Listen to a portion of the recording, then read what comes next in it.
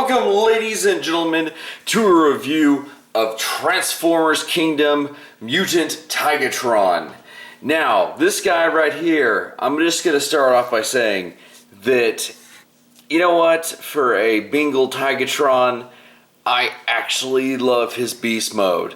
Now, just like the normal regular Tigatron that we looked at, they have again just said, yeah, just go ahead and bonk the gun on the bottom, it's all good. So let's go ahead and remove that egregious thing that, while it does great for robot mode, we know it doesn't do anything for beast mode. So as you guys can see how he stacks up to the other Tigatron. That, I mean, you know what, like I said, I think Tigatron is one of my favorite Kingdom figures. Now, the one thing that I was a little bit bugged by on this guy was the dirty detailing, because this guy is supposed to be crispy white and black.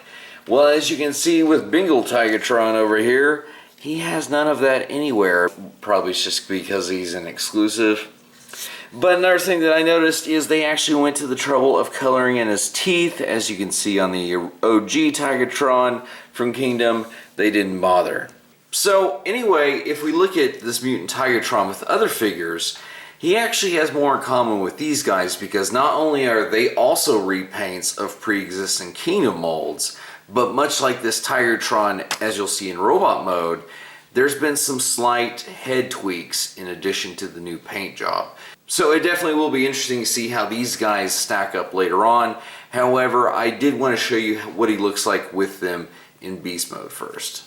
But before we move on to robot mode, I did want to show you, this is something that carries over from Tigatron, is the awesome detailing in the eyes, how they painted the whiskers, and overall just, you know, it does have that little bit of spice that does differentiate him from Tigatron, although this is like 99% the same mold.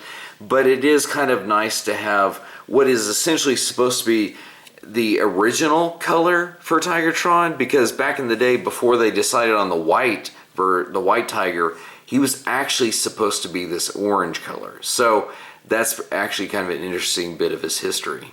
However, let's move on to robot mode. And so here is Bangletron in his robot mode, rocking a significantly different head from your standard Tigatron.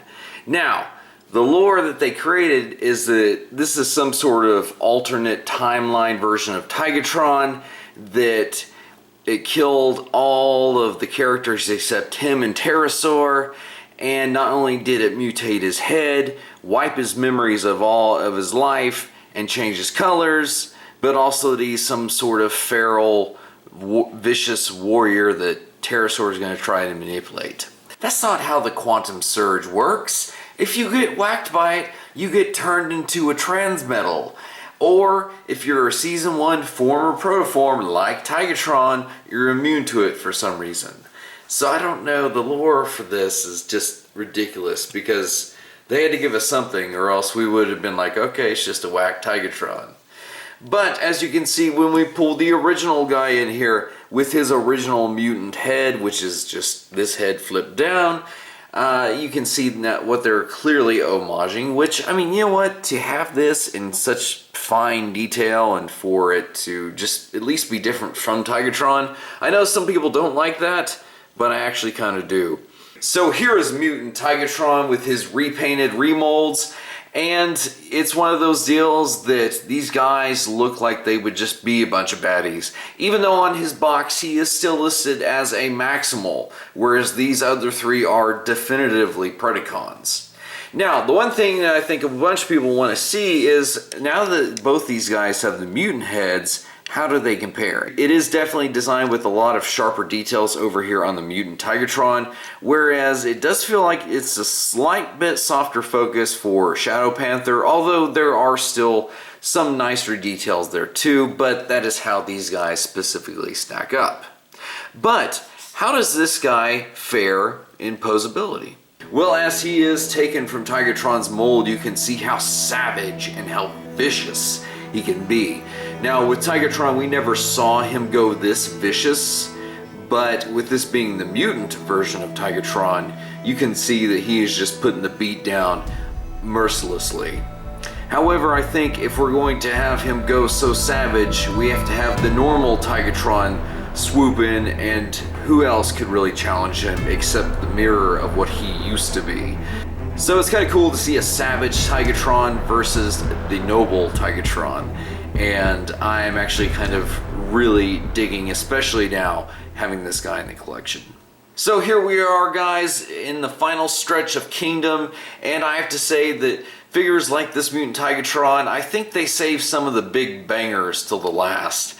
And man, I am just excited to see Pterosaur. Not as much for Blaster, but I'm still willing to give our Boombox boy a chance.